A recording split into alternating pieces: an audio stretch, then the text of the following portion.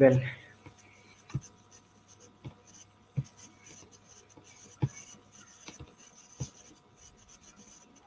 सो हम डिस्कस कर रहे थे different patterns of the types of narcosis.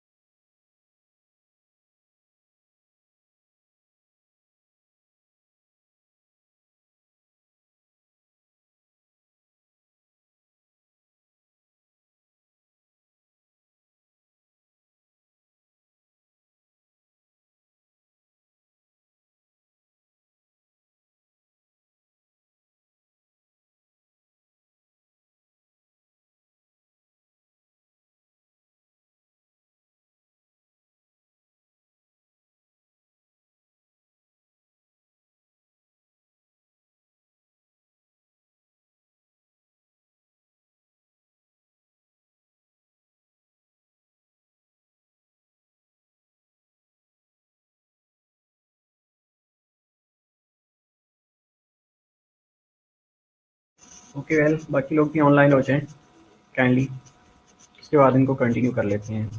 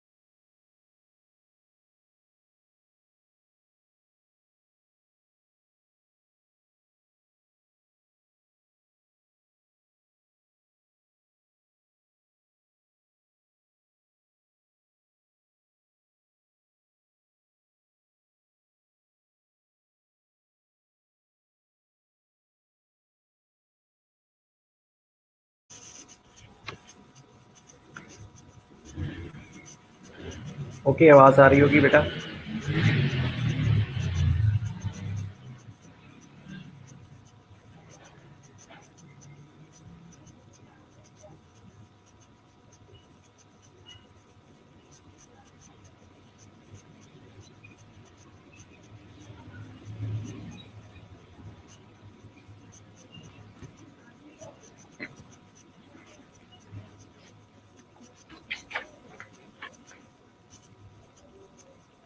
तीसरी जो टाइप है मॉर्फोलॉजिकल पैटर्न ऑफ नेक्रोसिस की, वो है कैशियस नेक्रोसिस।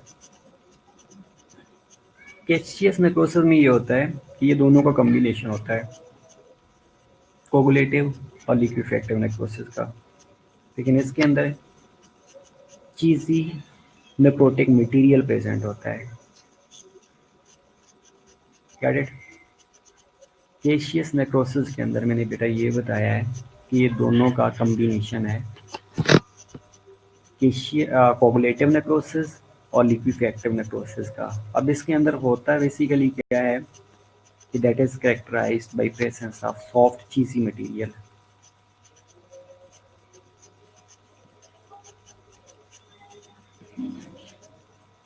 जिस तरह ट्यूबरकुलोसिस के अंदर हो रहा है, ट्यूबरकल ग्रेनुलोमा बनता है, ये लंग्स के अंदर ग्रेनुलोमेटस इन्फ्लेमेशन होती है तो ग्रेनुलोमा बन जाता है।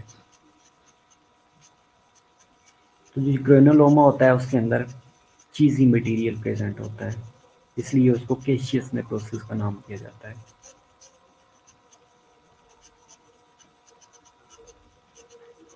राइट? इसके आगे डिटेल भी बेटा दी हुई है, डोंट वरी, ये हम एक जनरल ओवरव्यू कर रहे हैं। चौथी कंडीशन होती है फैट नेक्रोसिस। अब ये फैट नेक्रोसिस जो होती है ये स्पेशल टाइप्स, स्पेशल साइट्स के ऊपर हो रही होती है।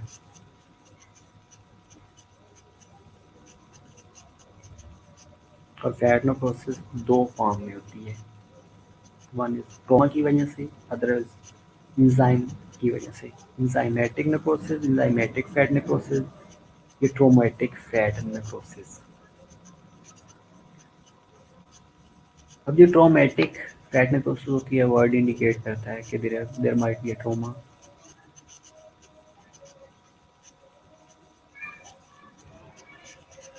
लेकिन ये उन एरियाज के अंदर होती है जहाँ पे फैट ज़्यादा होता है, लाइक सबकुटेनियस टिश्यू है या अब्डोमिनल वॉल है, तो वहाँ पे फैट ज़्यादा होती है। जैसे इंजरी होगी तो fat necrosis will be present. दूसरी होती है इंजाइमेटिक नेक्रोसिस। इंजाइमेटिक नेक्रोसिस जो होती है बेटा एडिपोज टिश्यू के अंदर होती है, और इसमें जो इम्पोर्टेंट रोल है वो पेंक्रियाटिक इंजाइम का है। पेंक्रियाटिक इंजाइम रिलीज होते हैं, एडिपोज टिश्यू की नेक्रोसिस करना शुरू कर देते हैं, तो उसको कहा जाता है enzymatic fat necrosis.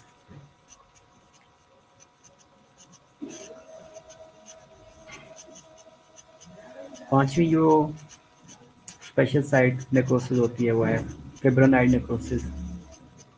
फिब्रोनाइड necrosis mostly arterial वाल के अंदर प्रेजेंट होती है, आर्टीरियल वाल को इफेक्ट करती है, आर्टरीज की जो वाल्स होती हैं उनको इफेक्ट कर रही होती है।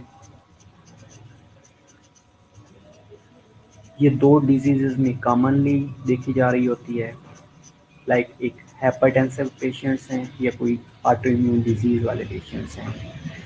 अब हाइपरटेंसिव की अगर एग्जांपल आप लेते हैं क्रोनिक हाइपरटेंशन की, तो उसमें जो आर्टीरियल वॉल्स होती हैं उनकी डिग्रेडेशन हो चुकी होती है, हार्डनिंग हो चुकी होती है। तो जब आर्टीरियल वॉल की हार्डनिंग होती है तो उसको कहा जाता है कि यह फैट नेक्रोसिस हो चुकी है।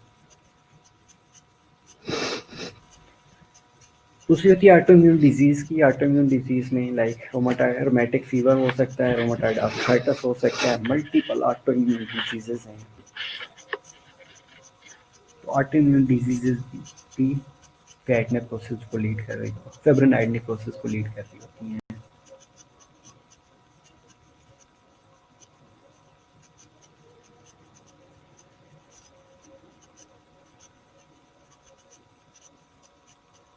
और एंड पे गिंग्रीनियस नेक्रोसिस होती है।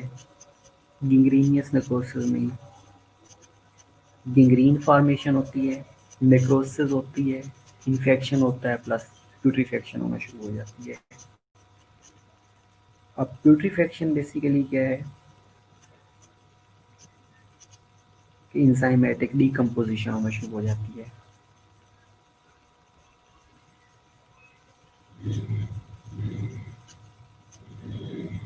जो हमने लास्ट फैट नेक्रोसिस, फिब्रिनाइल नेक्रोसिस और गैंग्रीनियस नेक्रोसिस डिस्कस किया है, ये मेनली स्पेशल साइट्स के अंदर नेक्रोसिस हो रही होती है,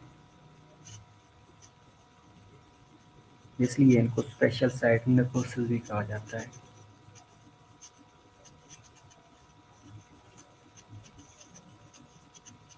गैंग्रीन बेटा ये होता है कि नेक्रोसिस होएगी, सेल डेथ होएगी, वहाँ पे इन्फेक्शन होना शुरू हो जाएगा और उसके बाद उसके साथ इंजाइमेटिक डिग्रेडेशन होती है। नेक्रोसिस प्लस इन्फेक्शन प्लस प्यूट्रीफेक्शन, इसको कहा जाता है गैंग्रीन।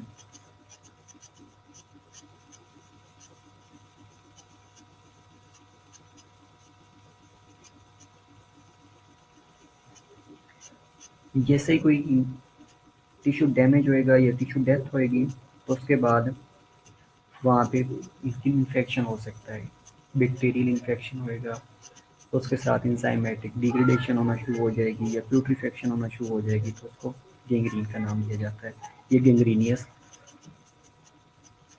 नेक्रोसिस का नाम दिया जाता है। ठीक है, तो इसको हम अब डिटेल में डिस्कस कर लेते हैं कि क्या क्या होता है।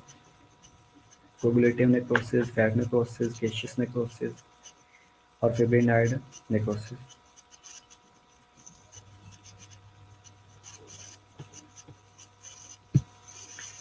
Okay, coagulative necrosis. Coagulative necrosis, presence of structural outline of the dead coagulative cell for days. The most common form of necrosis, particularly in the myocardium, liver या kidney. अब पहली जो लाइन है उसमें उन्होंने ये कहा है कि structural outline of the dead या coagulative cell remains coagulative for several days. इसके एग्जाम्पल बेटा मायोकार्डियम MI हो सकता है, लीवर के अंदर जिस तरह हमने कहा था कि जो कोगुलेटिव नेक्रोसिस हो रही होती है वो मोस्टली सॉलिड ऑर्गन्स के अंदर होती है, लाइक लीवर है, किडनी है, ग्लैंड्स हैं।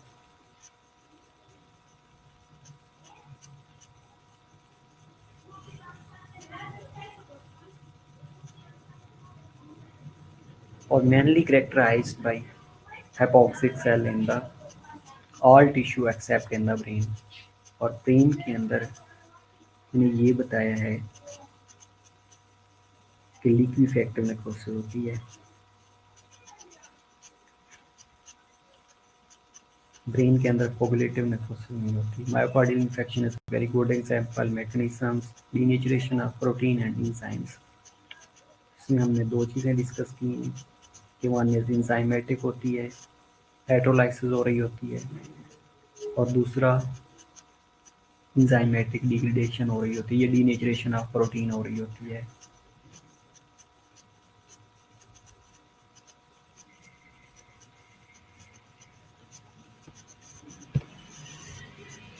ओके, मॉर्फोलॉजिकल कोगुलेटिव नेक्रोसिस में ग्रास स्ट्रक्चर्स अगर देखा जाए तो पेल कलर होता है, नॉर्मल फिल्म टेक्सचर्स होता है एट द बिगनिंग,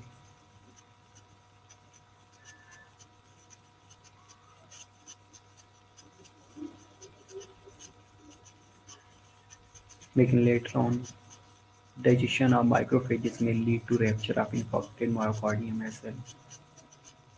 अगर MI को देखा जाए, माइक्रोस्कोपिक स्ट्रक्चर्स को देखा जाए तो उसमें फर्स्ट फ्यू आवर्स हैं तो abnormalities detected, लेकिन later on progressive loss of nuclear staining. With preservation of cell boundaries, finally they will damaged cells are removed by macrophages. और ये शो करता है कि there is a presence of necrotic tissue क्योंकि usually evoke inflammatory response followed by repair. Inflammatory response को evoke कर देती हैं और उसके बाद रिपेयर होना शुरू हो जाता है।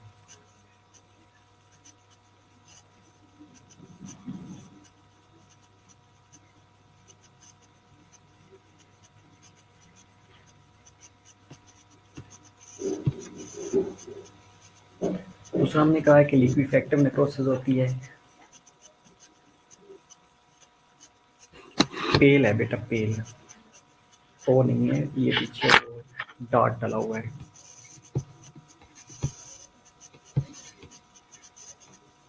Liquefactive necrosis occurs due to autolytic and heterolytic action। बेटा ये एपिथेलियल होते हैं ना, तो एपिथेलियल जो नेक्रोसिस हो रही होती है उसके अंदर रिपेयरिंग हो सकती है, लेकिन अगर मीसल कैमल होती तो उसके अंदर रिपेयर नहीं होती। इसलिए हमने कहा था कि जो नेक्रोसिस है उसमें जो नेक्रोटिक एरिया लाइक इस्कीमिया है या एमआई है, बेटा बुक में है, आपकी बुक में है ये, उसमें इनाम दानिश में भी है और उसमें फोर्थ में भी है।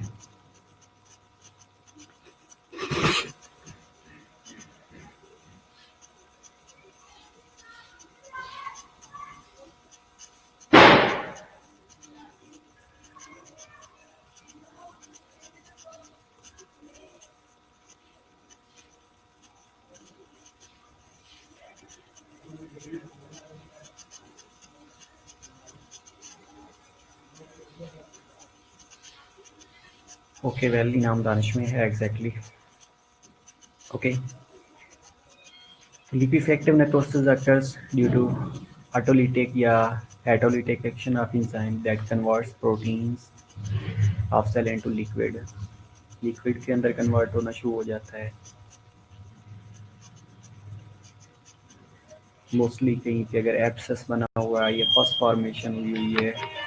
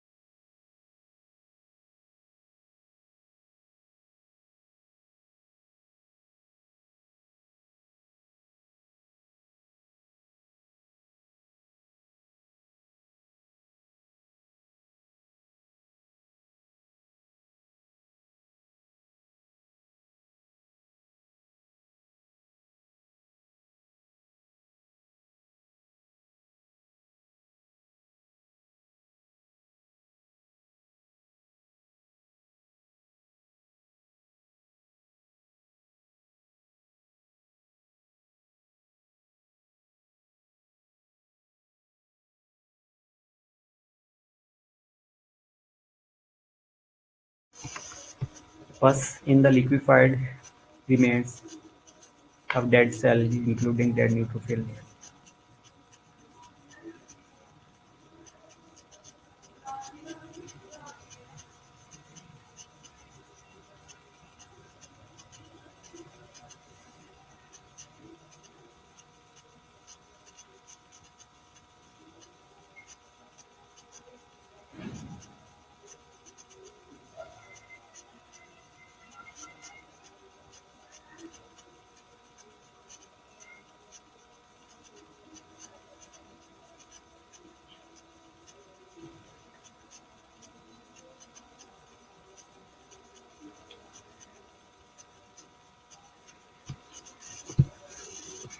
ये बेटा दोनों के अंदर डिफरेंस है कि कोगुलेटिव नेक्रोसिस में क्या हो रहा होता है और लिक्विफैक्टिव नेक्रोसिस में क्या हो रहा होता है।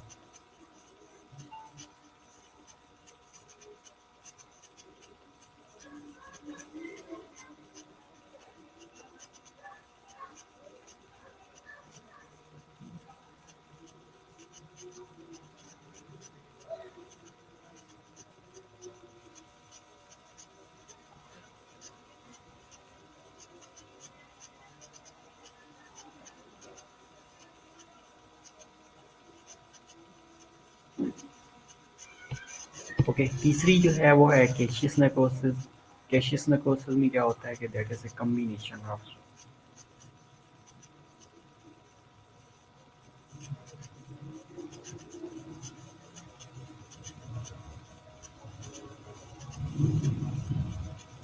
और इसके अंदर soft cheesy necrotic material present होता है। It is not liquefied and like liquefactive necrosis tissue architecture is ओब्लिटरेटेड।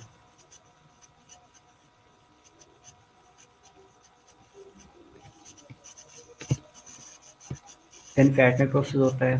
Two types होती हैं, लाइक ट्रोमेटिक होती है, ये इंजाइमेटिक होती है। ट्रोमेटिक जिस जगह पे सबकुटेनियस फैट ज़्यादा होएगी वहाँ पे ट्रोमा की वजह से जो नेक्रोसिस हो रही होती है that is known as fat necrosis. Like breast है, अब्डोमिनल वॉल है, यहाँ पे फैट टिश्यू ज़्यादा प्रेजेंट होती है। Enzymatic pancreas activation of lipase, जिसमें हमने कहा था कि इंजाइम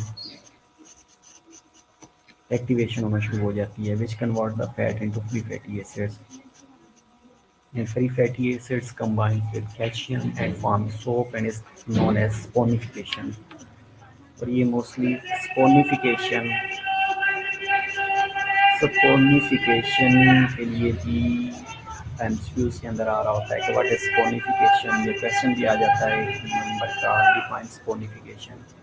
उसमें आपने ये लिखना है कि जब फैट नेक्रोसिस इंजाइमेटिक होएगी तो उसके अंदर पेंक्रियाज एक्टिवेट हो जाता है, लाइपेसेस सिक्रीट होती हैं और लाइपेसेस फैट को फ्री एसिड के अंदर फ्री फैटी एसिड के अंदर कन्वर्ट कर देती हैं। और ये फ्री फैटी एसिड्स जब कैल्शियम के साथ कंबाइन करती हैं तो ये स्ट्रोक बनाती है। उस प्रोसेस को स्पोनिफिकेशन कहा जाता है, राइट।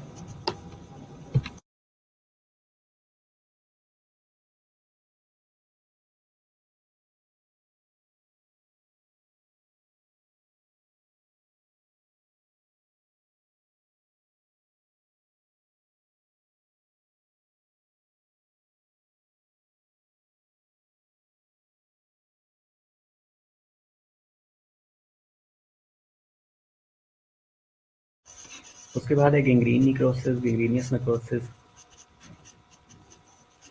ओके बेटा, स्पोनिफिकेशन बेसिकली क्या है? स्पोनिफिकेशन एक ऐसा प्रोसेस है जिसमें सूप फॉर्मेशन होती है। अब सूप फॉर्मेशन कैसे होती है कि हमने ये कहा है कि जो फैट नेक्रोसिस होती है इसकी दो टाइप्स हैं।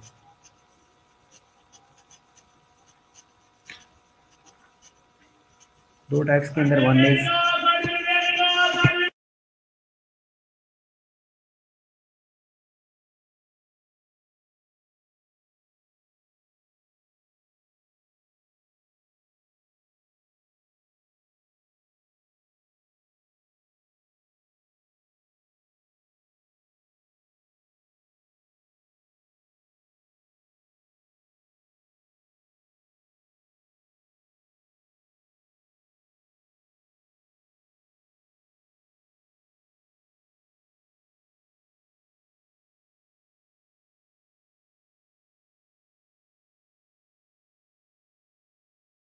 एफएफए बीटा फ्री फैटी एसिड्स हैं।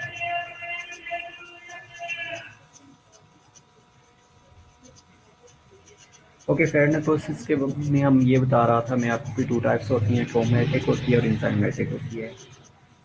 इंजाइमेटिक होती है मोस्टली एडिपोज टिश्यू के अंदर हो रही होती है जिसमें पेंक्रियाटिक इंजाइम की एक्टिवेशन होती है, लाइपेसेस रिलीज होती हैं और लाइपेसेस फैट को फ्री फैटी एसिड के अंदर कन्वर्ट कर देती हैं और फ्री फैटी एसिड कैल्शियम के साथ मिलती हैं तो एक सोप बनाना शुरू कर देती हैं।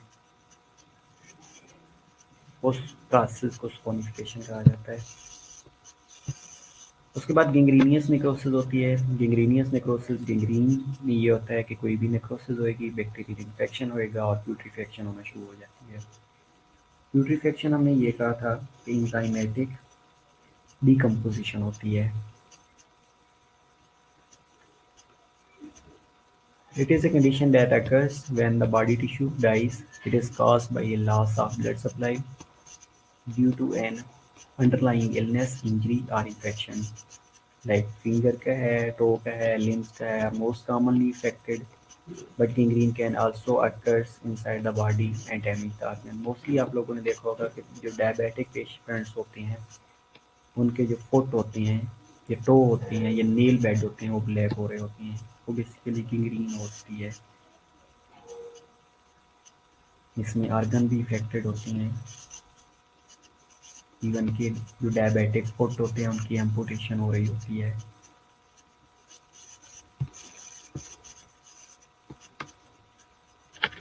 उसके बाद इसकी डिफरेंट काजेज हो सकती हैं। काजेज में लाइक कोई एजेंट्स हो सकते हैं, फिजिकल एजेंट्स हो सकते हैं, केमिकल एजेंट्स हो सकते हैं, बर्न्स हो सकते हैं, फ्रोस्ट बाइट्स हो सकती हैं, ट्रोमा हो सकता है, इन्फेक्शन हो सकते हैं, और ब्लड के अंदर आर्टीरियल ब्लड सप्लाई हो सकती है, ऑब्स्ट्रक्शन हो सकती है, कुछ थ्रोम्बस बन गया है, कोई एथरोस्क्लेरोटिक आर्टरी है, एम्बुलेंस कोई बन गया है।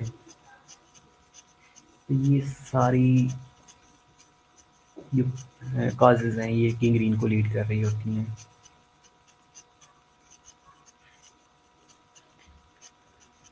ड्राई gangrene होती है, वेट gangrene होती है और गैस gangrene होती है। पहली जो कंडीशन है कि ड्राई gangrene होती है। अब ड्राई gangrene के अंदर क्या होता है, कहीं पे भी अगर ब्लड सप्लाई कंप्रोमाइज होएगी, ऑब्स्ट्रक्टेड होएगी, ऑब्स्ट्रक्शन होने की वजह से जो इफेक्टेड पार्ट होएगा वो डिसकलर होना शुरू हो जाएगा, ड्राई होना शुरू हो जाएगा, उसके बाद रिंकल बनना शुरू हो जाती हैं।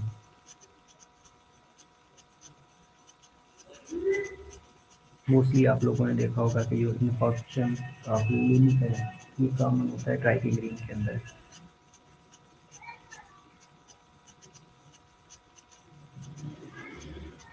जो ड्राई gangrene होती है इसके अंदर इंजाइमेटिक डीकम्पोजिशन नहीं होती, यू कैन से कि प्यूट्रीफेक्शन नहीं हो रही होती।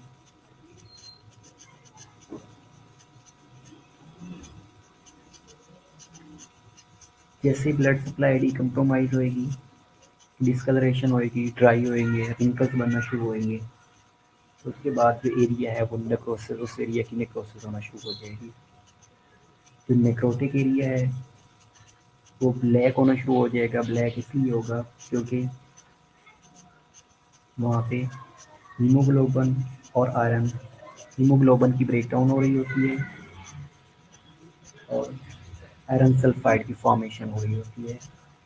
उसके बाद एक लाइन ऑफ डिमार्केशन बनती है जो कि ग्रीन टिश्यू और हेल्दी टिश्यू को सेपरेट कर रही होती है,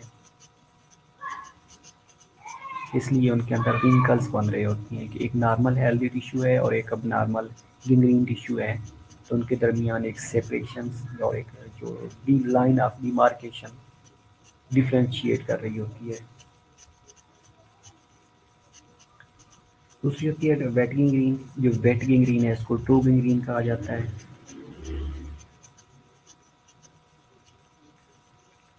इसमें जो टिश्यू होता है वो मोइस्ट होना शुरू हो जाता है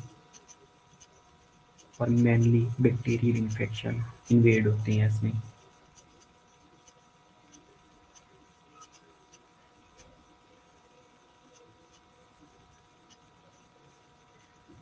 इसमें एडीमा और कंजेशन होना शुरू हो जाएगी।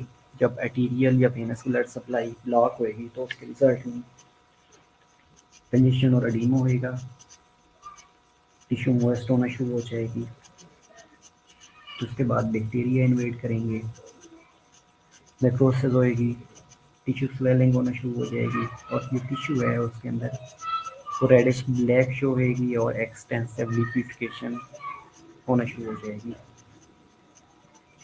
फ्यूल स्वेलिंग होती है, इवन के जो प्रोटीन्स होती हैं these are distracted by certain bacterias. जब प्रोटीन्स के ऊपर बैक्टीरिया एक्ट करता है तो वो फूल स्मेलिंग प्रोड्यूस होती है और ये बैक्टीरिया मोस्टली जो फूल स्मेलिंग होती हैं उसके अंदर इंडोल और स्केटोल प्रोड्यूस हो रहे होते हैं और इंडोल और स्केटोल की वजह से फ्यूल स्मेलिंग हो रही होती है। उस पेशेंट्स के पास आप स्टे भी नहीं कर सकते, क्योंकि बैक्टीरिया इतना ज़्यादा इन्वेड कर चुके होते हैं और नाइट्रोजन की प्रोडक्ट्स प्रोड्यूस कर चुके होते हैं जिनके अंदर इंडोल और स्केटोल है। उसकी वजह से फिर स्मेलिंग आ रही होती है, स्मेल आ रही होती है। इसके अलावा हीमोग्लोबिन के गेन ब्रेक डाउन इसमें भी हो रही होती है, आयरन की ब्रेक डाउन हो रही होती है और आयरन सल्फाइड बंद होता है। आरबीसी की हिमोलिसिस हो रही होती है और H2S बैक्टीरिया से लिबरेट हो रहा होता है। बेटा डेफिनेटली इसमें भी आयरन सल्फेट फॉर्मेशन होती है।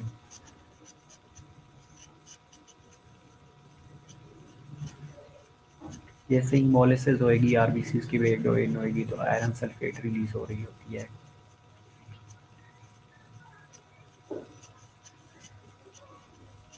लेकिन इसमें आप जो लाइन ऑफ डिमार्केशन है वो नहीं होती। जो ड्राई गैंग्रीन होती है उसमें जब रिंकल्स बनते हैं तो लाइन ऑफ डिमार्केशन होती है, लेकिन इसमें जो लाइन ऑफ डिमार्केशन है वो नहीं होती। आप डिफ्रेंशिएट नहीं कर सकते कि कहाँ तक गैंग्रीन प्रेजेंट है, या हेल्दी टिश्यू कौन से हैं और नेक्रोटिक टिश्यू कौन से हैं, या गैंग्रीनियस टिश्यू कौन से हैं। दोनों के अंदर डिफ्रेंशिएट नहीं कर सकते। मेनली इनके अंदर जो कॉमन साइट्स होती हैं वेट गैंग्रीन के अंदर, उनमें लोअर लिम्स हैं। सपोज अगर कोई पेशेंट्स है that is diabetic in it, तो उनकी अर्टीरियल ओक्लूजन होना शुरू हो जाती है, तो वहाँ पे वेट गैंग्रीन बनने के चांसेस ज़्यादा से ज़्यादा होते हैं। लेकिन लाइन ऑफ डिमार्केशन ना होने की वजह से एम्पुटेशन हो रही होती है। अपेंडिक्स में हो सकता है, हर्नियाज में हो सकता है, हर्निया हो रहे होते हैं लाइक इंटेस्टाइन के अंदर, तो प्रोटीन होना शुरू हो जाती है। तीसरी जो गैंग्रीन है that is gas gangrene.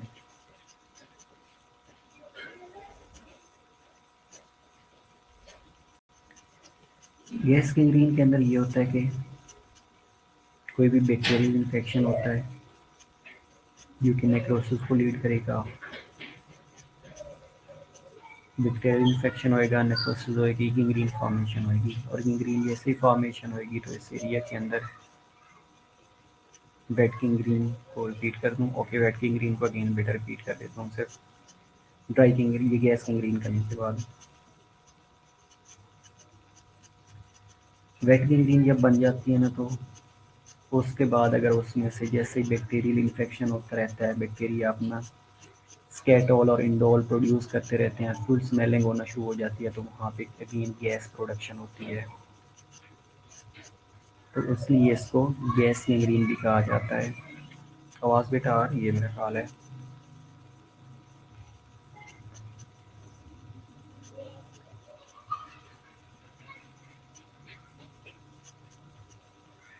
Gas gangrene के अंदर बेटा ये होता है कि कोई भी अगर वूंड हुआ है तो उसके अंदर नॉर्मली एरोबिक कंडीशन होती हैं, लेकिन that will be converted into anaerobic condition.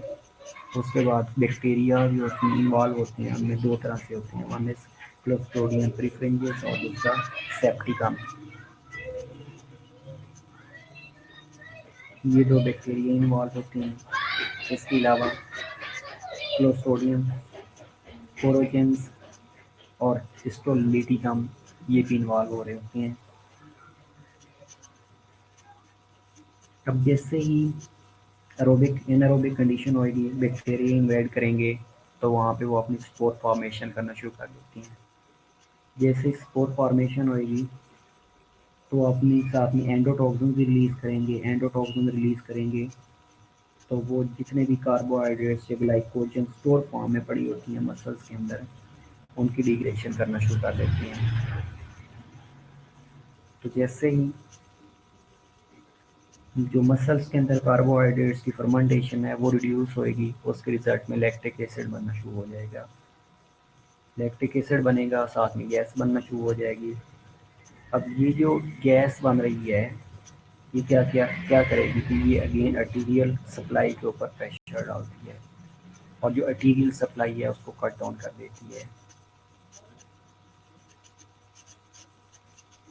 साथ में क्या होगा कि जैसे ही आर्टीरियल सप्लाई कट डाउन होएगी तो वो माइक्रो ऑर्गेनिज्म जिन्होंने अपने स्पोर प्रोड्यूस किए थे, जिन्होंने इन्फेक्शन काज किया था, जिन्होंने एंडोटॉक्सिन रिलीज किए थे,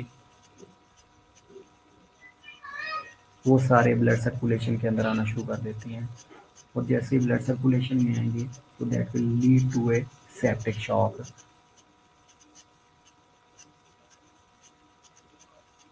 बेटा गैस एग्जैक्ट नाम नहीं लिखा हुआ, लेकिन जो प्रोड्यूस हो रही होती है ना उसमें स्कैटोल का लिखा हुआ है,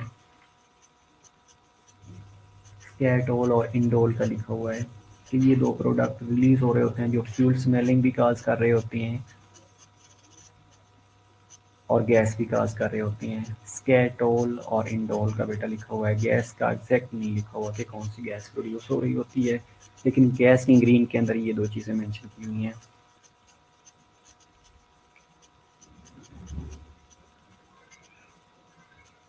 किस टाइप का मतलब?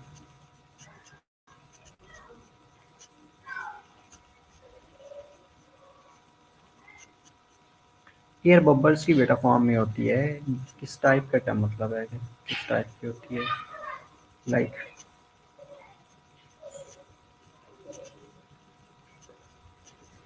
ठीक है, तो ये तीन तरह से गैंग्रीन्स प्रोड्यूस हो रही होती हैं, ड्राई, वेट और गैस गैंग्रीन। अब इनको वन बाय वन देख लेते हैं।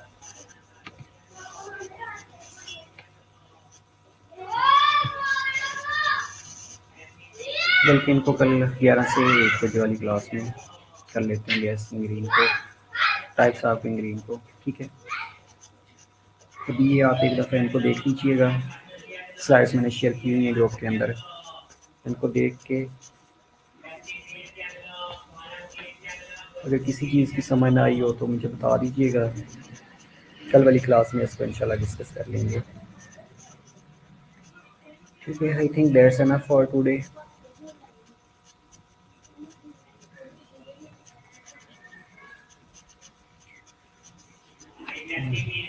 Okay, see you, bye bye.